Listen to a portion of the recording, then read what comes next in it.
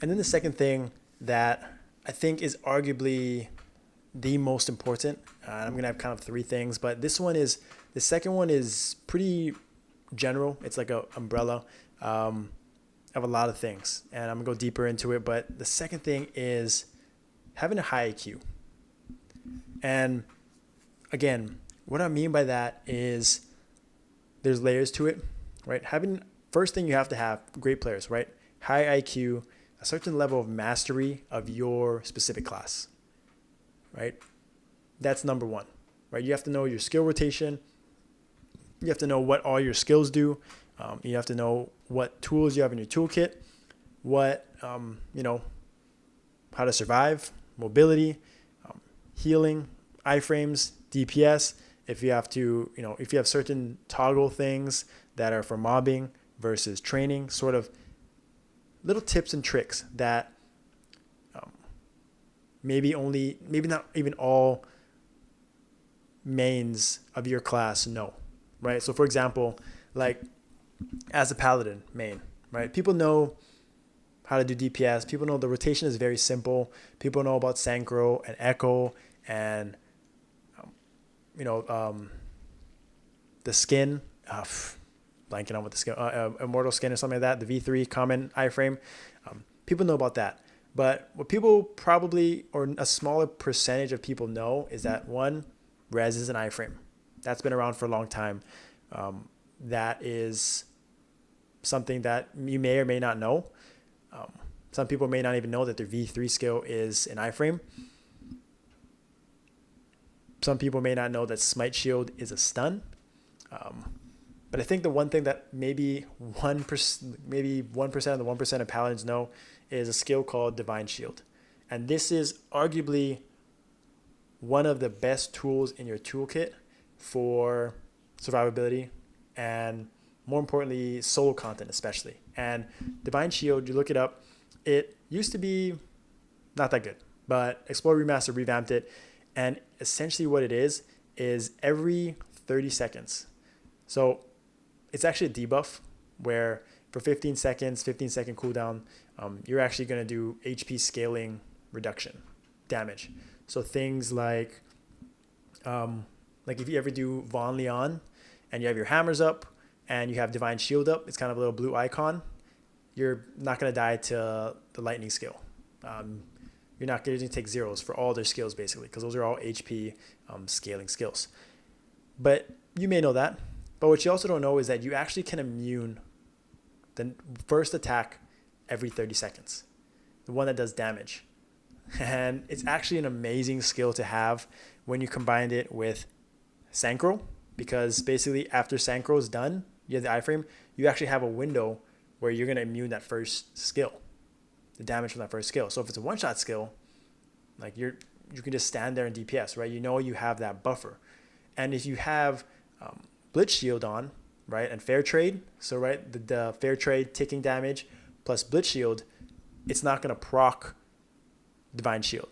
Now, if you don't have Blitz Shield and you're using Fair Trade, that first tick of Fair Trade 2500 damage is actually going to proc the shield. But if you have Blitz Shield up and you have protecting you and you have Fair Trade up, you can actually use it to your advantage survivability wise, DPS wise, because you know that that first skill is a freebie every 30 seconds.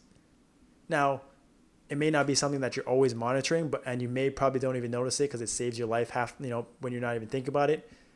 You're not necessarily micromanaging it, but the great players know about this skill and use it to their advantage. And I remember that's when I first knew there was a great paladin, Blast Hammer in Asia that I was talking to when Mulong came out, and he was the one that we were talking about this skill, Divine Shield, how we use it to our advantage for Mugong, clearing floor 45. It's such an underrated skill. Not too many people know about it. I talked about it when I was clearing it back then, but it's nice. It's huge. And sometimes it goes unnoticed, but just little things like that. Every class, every master of their class, the high EQ players know kind of those ins and outs, right? Of, certain skills, when to use it, what can help you min-max DPS wise, min-max survivability wise, things like that. So that's number one.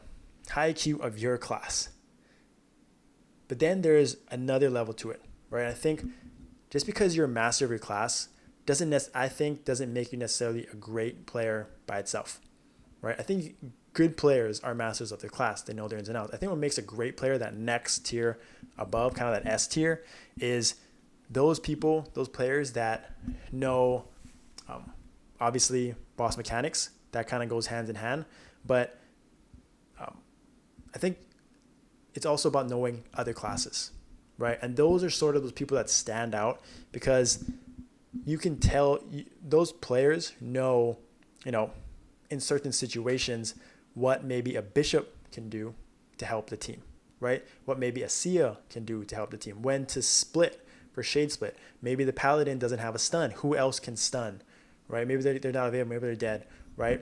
When to time leap. What phantoms can steal in certain situations to help optimize, survivability, help optimize DPS, help optimize just support for the team, right? And those are the great players that just have a level of understanding of the game, right? Not just your class, not just the boss, but kind of everything, right? Everything that's involved.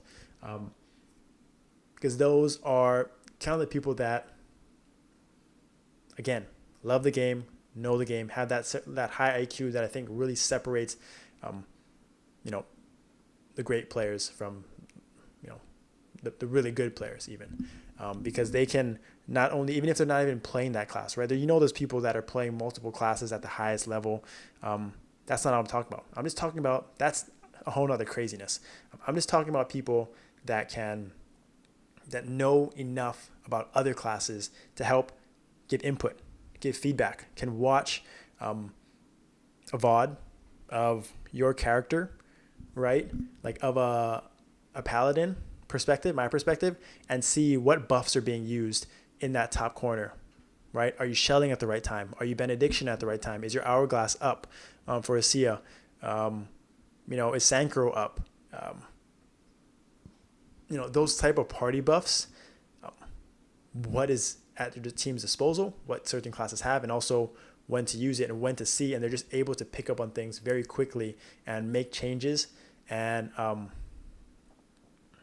really spread that knowledge and help other people, even educate some really, really good players on how to play their class or how to do better, which is just insane, another level, right? But that's what I think separates the good from the great players, right? And the third one is, I'll be right back and we'll talk about the third one.